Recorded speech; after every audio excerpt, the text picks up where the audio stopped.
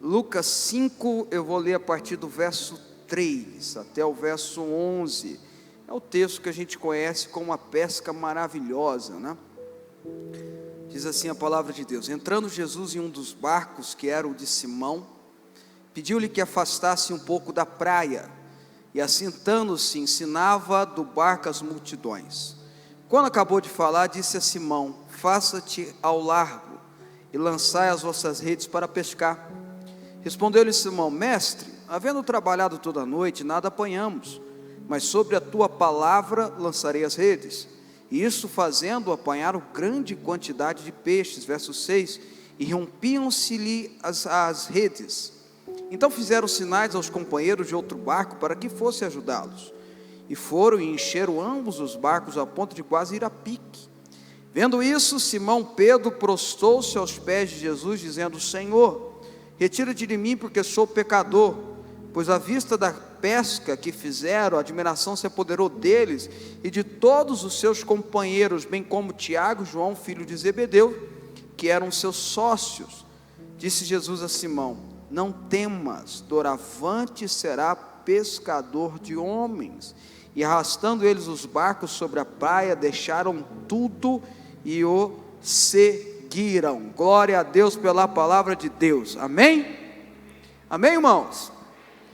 Essa é a passagem muito conhecida, pelo menos o segundo encontro que a Bíblia registra.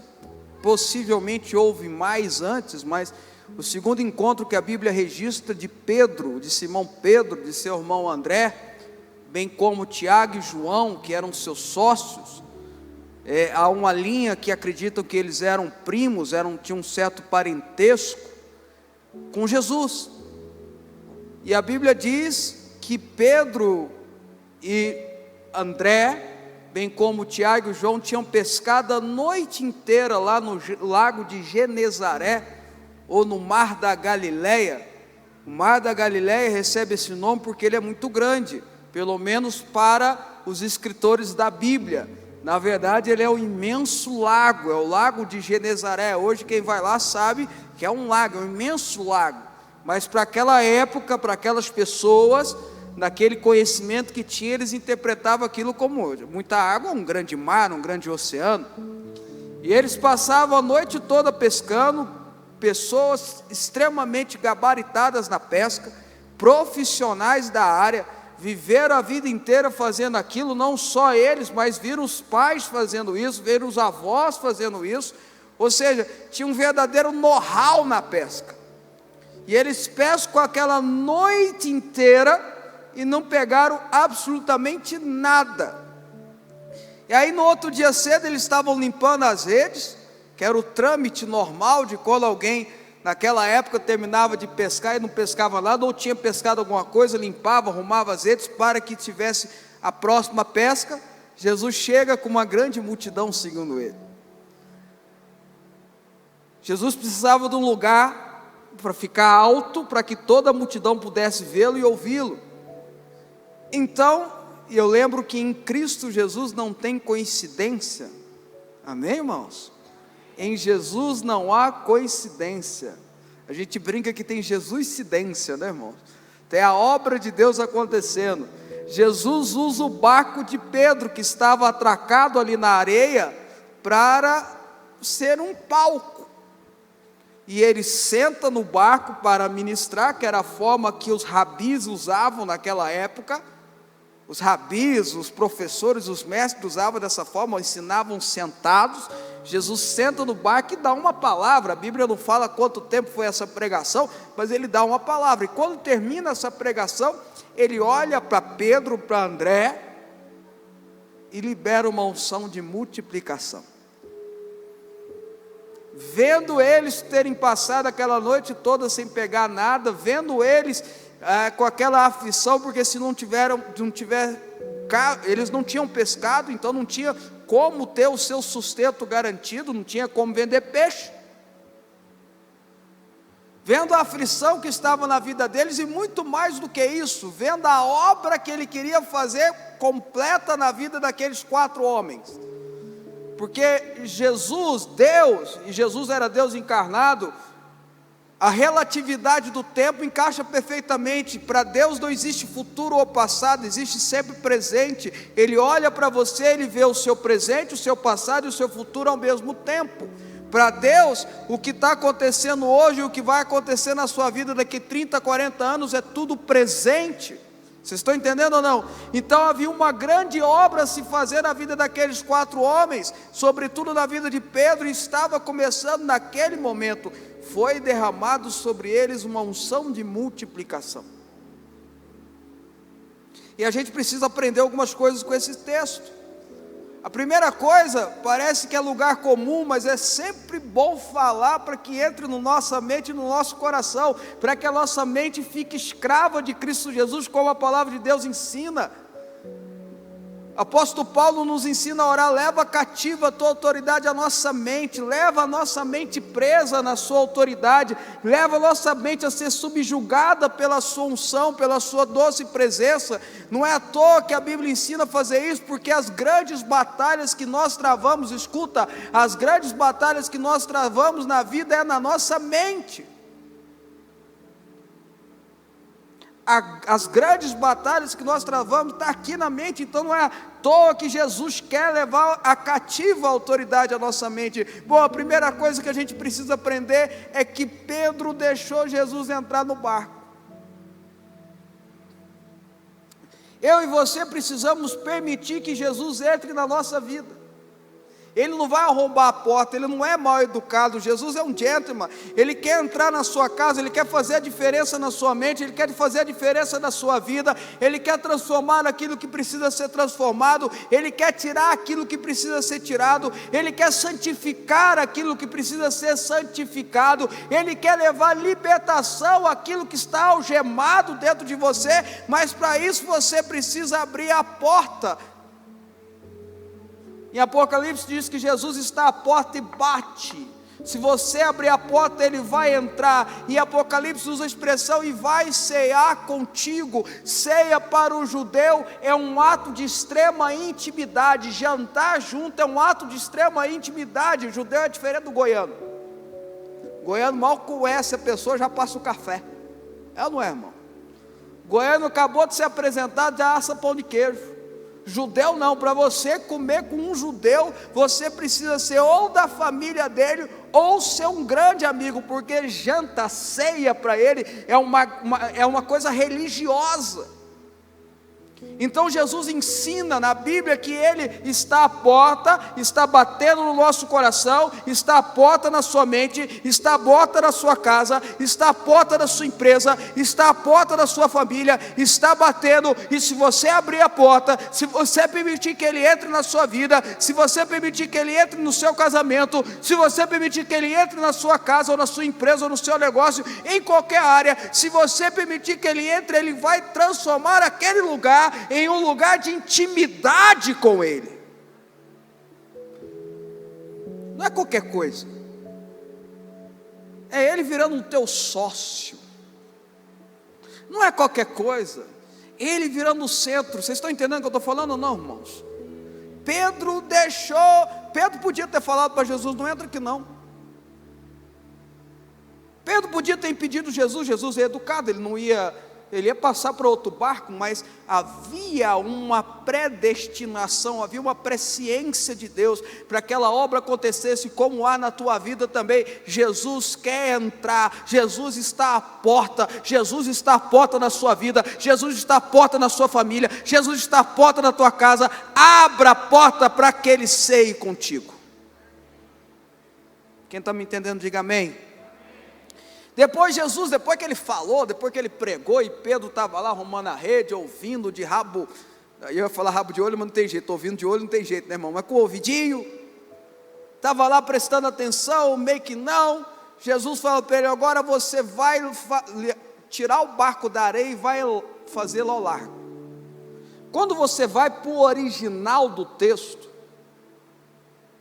no original grego do texto, e a NVI, a Nova Versão Internacional, traz essa tradução literal, diz assim: vá aonde as águas são mais fundas. Jesus fala para Pedro e André e os seus sócios: vá aonde as águas são mais fundas. Querido, não existe unção de Deus, não existe unção de multiplicação no raso. Vocês estão me entendendo? Quem está comigo aqui, deixa eu ver. Não existe unção, não existe glória, não existe presença enquanto a sua fé estiver no raso. Não existe visitação, poder de Deus, unção de multiplicação, enquanto você não se aprofundar em Deus. A minha fé é no raso, eu molho o pé. Ezequiel traz uma revelação maravilhosa. Ezequiel 47 traz uma revelação de que um rio sai do limiar do templo, ou seja, sai debaixo do templo, e esse rio vai tomando tudo onde ele passa. E aí Ezequiel mede um pouco e vê que as águas dão no tornozelo, e depois mede mais um pouco e as águas dão no joelho, e depois mede mais um pouco e as águas dão no lombo, depois no ombro, e depois é um rio que ele não pode atravessar. Deus queria que ele sempre estivesse indo para o lugar mais fundo daquele rio, e aquele rio, se você lembrar do texto, é um rio que trazia vida onde estava a morte, é o rio que trazia frutificação onde havia esterilidade, é o rio que trazia cura onde havia doença. Vocês estão entendendo o que eu estou dizendo, meu irmão? Deus quer nos levar. O pastor Rodrigo falou na ministração da oferta que esse tempo de pandemia fez a gente orar mais. Oh, meu irmão, tomara que seja verdade na sua vida, tomara que seja verdade na sua casa. Sabe por quê, meu irmão? Quando eu tenho uma vida de oração, quando eu tenho uma vida dedicada à palavra de Deus, a aprender da palavra de Deus, eu tenho uma vida de aprofundar, de entrar, de submergir em Deus. E é onde as coisas estão, o profundo de Deus está onde as águas são mais fundas. O desafio para nós como cristãos, o desafio para nós como família de Deus, o desafio para nós como homens e mulheres tementes ao Senhor é ir aonde as águas são mais fundas. Então eu vou fazer um desafio para você que está aqui no templo, ou você que assiste. Se desafia aí mais níveis mais fundo, de profundidade. Paulo diz que é a profundidade da riqueza. Penso de toda a sabedoria e do conhecimento de Deus. Quão insondáveis são os seus caminhos, quão inexplicáveis seus juízos. Quem conheceu a mente do Senhor, ou quem foi dele conselheiro? Veja o que Paulo fala. Ele viaja, né, irmãos? Paulo viaja nessa profundidade maravilhosa de Deus. O meu desafio para você hoje aqui, meu irmão, é para que algo maravilhoso aconteça na sua vida. Vá aonde as águas são mais fundas, ore mais, leia mais a Bíblia, estude mais da palavra de Deus, ore mais um pouco. Quem está comigo? Deixa eu ouvir um glória a Deus forte aí, vai. Vá onde as águas são mais fundas, não fique no raso. E depois ele diz assim, Jesus olha para ele e dá ordem: lance a rede. Lance a rede. É debaixo da palavra de Deus que a gente tem que agir. Unção só acontece debaixo da palavra de Deus. Eu até escrevi um negócio aqui, meu irmão. Olha só, Deus, quando Ele criou o homem e a mulher, Adão e Eva, e nós somos todos descendentes dessa criação, Adão e Eva, Ele nos colocou na nossa natureza humana, a natureza divina. Nós temos a natureza criativa, nós temos talentos inerentes da nossa natureza, nós temos condições de raciocinar, coisa que outros animais não têm. Então, tem coisas da natureza de Deus que Ele nos concedeu. É da natureza de Deus dar ao homem a condição de multiplicar aquilo que ele tem. Vocês estão comigo ou não? Por isso que tem homens com muita capacidade que ficam naturalmente ricos. Por isso que tem homens que com sua própria capacidade, com seus próprios desafios, se tornam bem-sucedidos e prósperos, porque faz parte da natureza que Deus deu ao homem, ali Adão e Eva, e todos nós somos herdeiros disso. Vocês estão comigo ou não?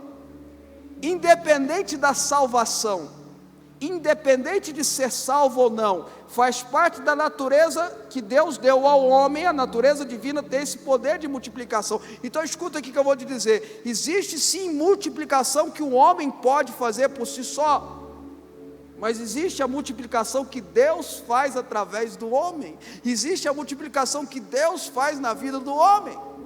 Há uma diferença entre a multiplicação que o homem faz e a multiplicação que Deus faz. Vocês estão entendendo o que eu estou dizendo ou não, irmãos? Olha só, o resultado dela é a grande diferença. O que o homem faz é uma produção que se encerra.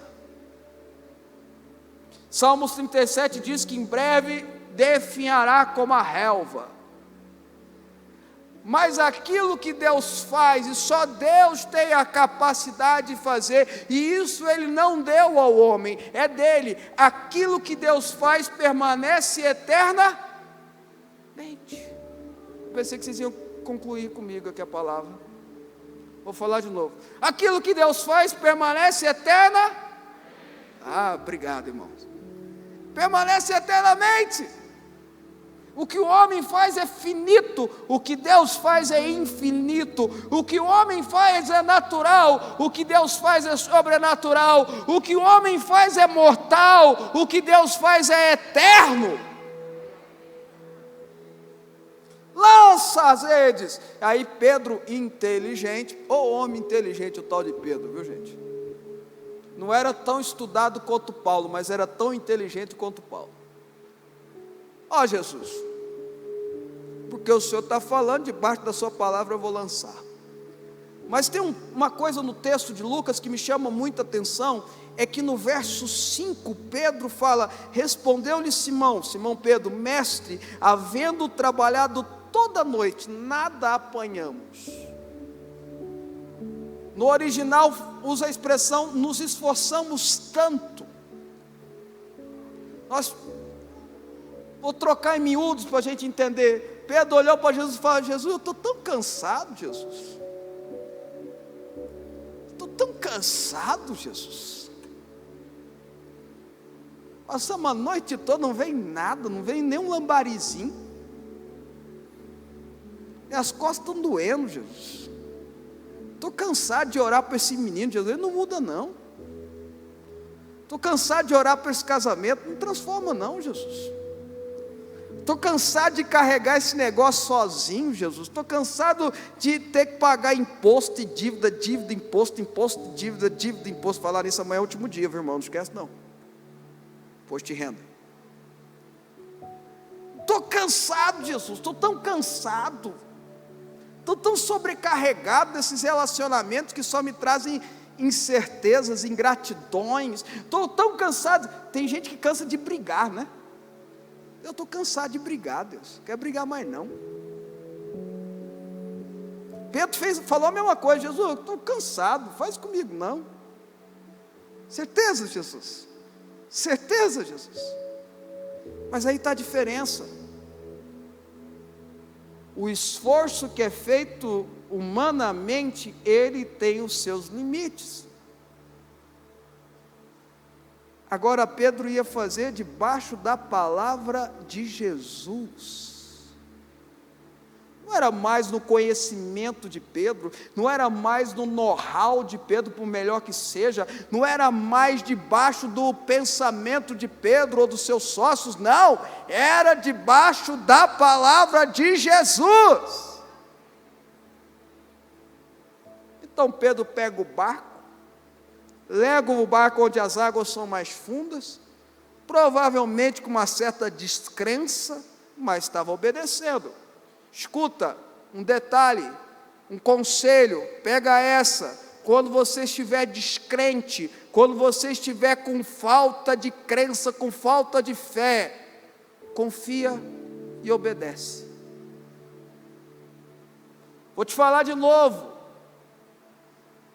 essa é de Deus para você. Quando você estiver cansado, descrente, desanimado, obedece à voz de Jesus. Obedece o que está na Bíblia. E pode jogar para ele e falar: estou obedecendo, Jesus.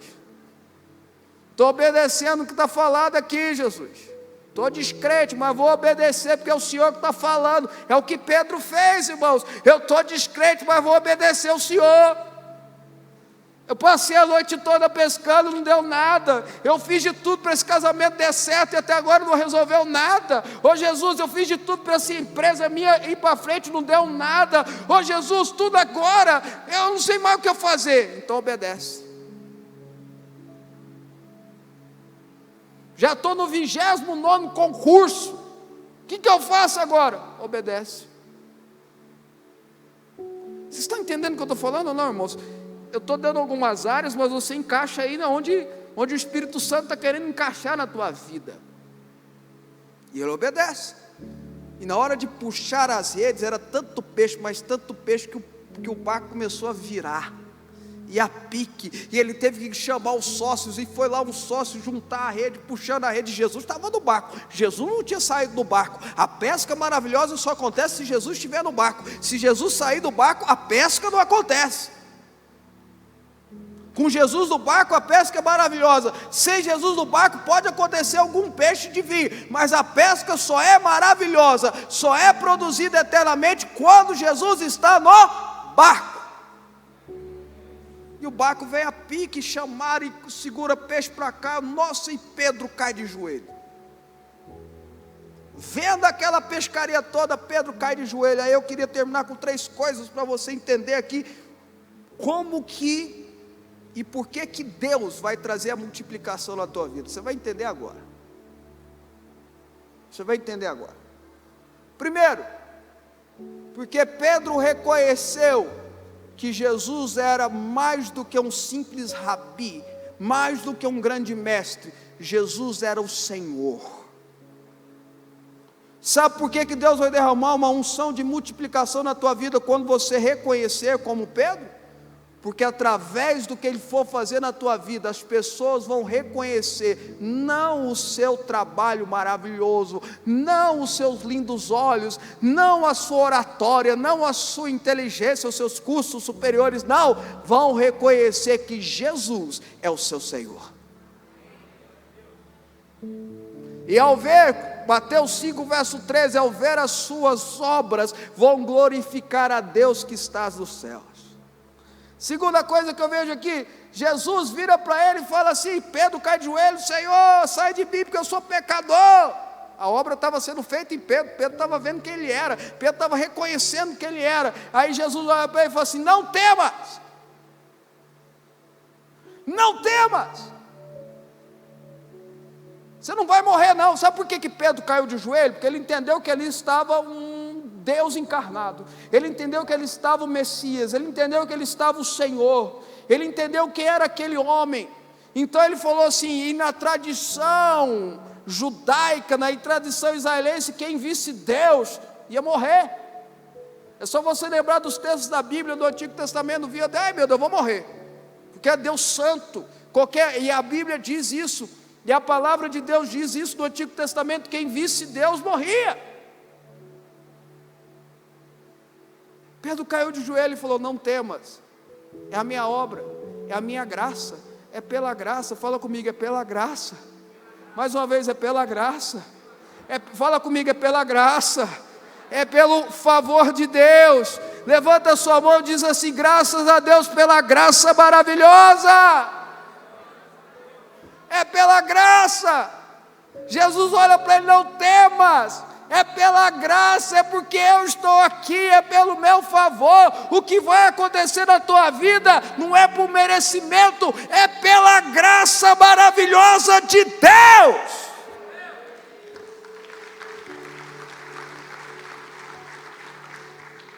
Vocês estão entendendo? Por último, não temas, disse Jesus, doravante tu serás pescador de homens. Doravante, a partir de agora você vai pescar homens. Você vai deixar esses peixes aí, vai pescar homens.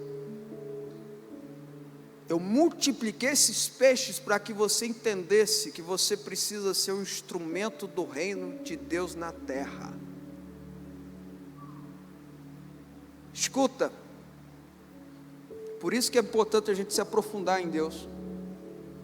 Por isso que é importante a gente ter mais revelação de Deus. Por isso que é importante a gente ter conhecimento de Deus. Por isso que eu gosto tanto de estudar a Bíblia. Irmãos, eu sou apaixonado por estudar a Bíblia. E quanto mais você estudar a Bíblia, quer conhecer a Deus, quanto mais você conhece a Bíblia, mais você conhece Deus. Quanto mais você estuda a Bíblia, mais você vai conhecer a Deus. Não tem outro caminho, não tem outro caminho, esqueça. Você quer conhecer a Deus, estude a Bíblia. Por isso que é importante ir para fundo.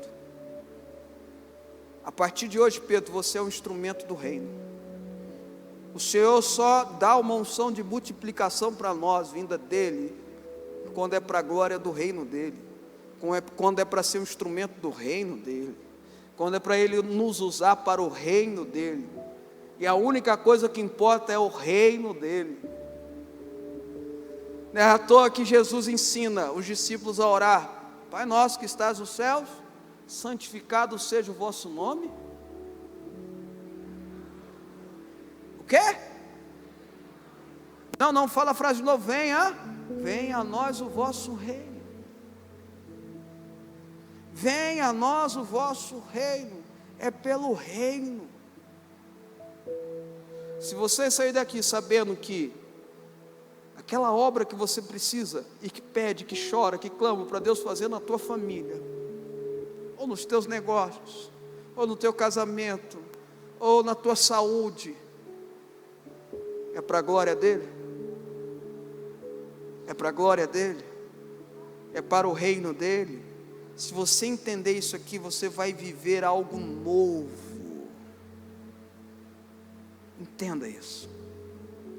Pedro, a partir de hoje tu és pescador de homens.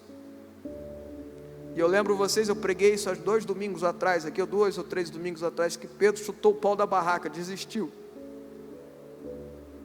Mas Jesus deu outra chance, foi atrás dele, perguntou para ele: tu me amas? Eu amo. Então apacento meus cordeirinhos. Tu me amas? Eu amo. Apacento meus cordeirinhos. Tu me amas? Senhor, tu sabes todas as coisas, tu sabes que eu te amo. Então apacenta as minhas ovelhas e me segue. É para a honra e glória dEle, é para que o reino dEle seja instalado. É por isso que Ele vai derramar uma unção de multiplicação sobre a tua vida, para que o reino dEle seja exaltado.